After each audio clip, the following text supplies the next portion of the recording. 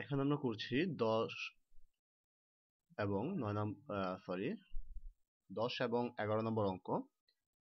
এখানে 10 নম্বর অঙ্কে বলা হয়েছে 2a divided by x plus 1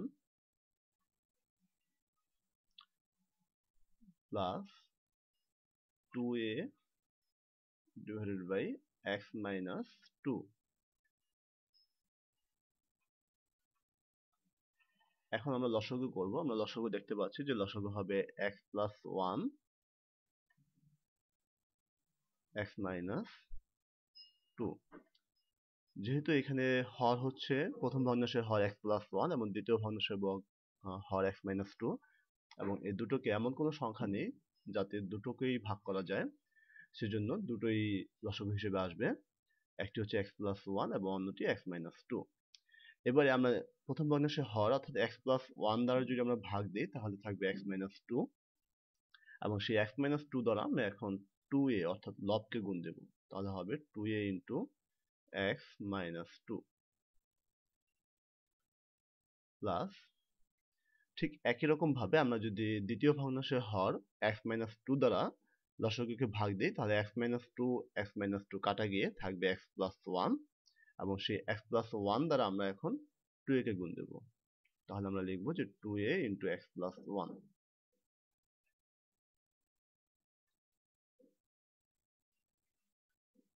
এখন আমরা 2a দ্বারা উপরের 2a দ্বারা ভিতরে গুণ দেব। 2a দ্বারা যদি x কে গুণ দেওয়া হয় তাহলে হবে 2ax। 2a দ্বারা যদি 2 কে গুণ দেওয়া হয় প্লাসে মাইনাসে হবে মাইনাস 4a। ঠিক একই রকম ভাবে এখানেও 2a দ্বারা x কে গুণ দিলে 2ax প্লাসে প্লাসে হবে প্লাস। 2a দ্বারা যদি 1 কে গুণ দেওয়া হয় তাহলে হবে 2a, এবং নিচে যা আছে আমরা তাই রেখে দেব, অর্থাৎ x plus 1 x minus 2। এখন আমরা দেখতে পাচ্ছি যে উপরে এখানে 2ax এবং 2ax যদি যোগ দেই তাহলে হবে 4ax,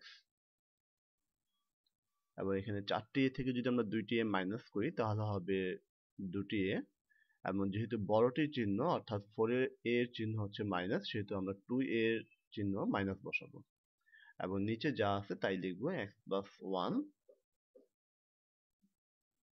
x minus 2। এখন আমরা উপরে থেকে 2a কমন নেব। 2a যদি আমরা কমন নিই তাহলে এখানে থাকবে 2x, যেহেতু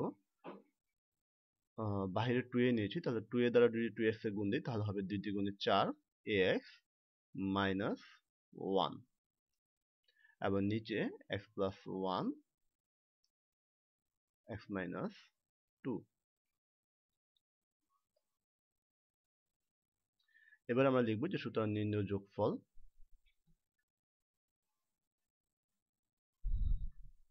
2a into 2x minus 1, এবং নিচে লিখব x plus 1 x minus 2।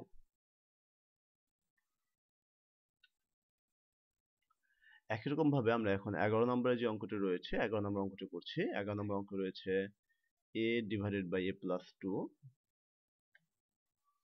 plus 2 divided by a minus 2।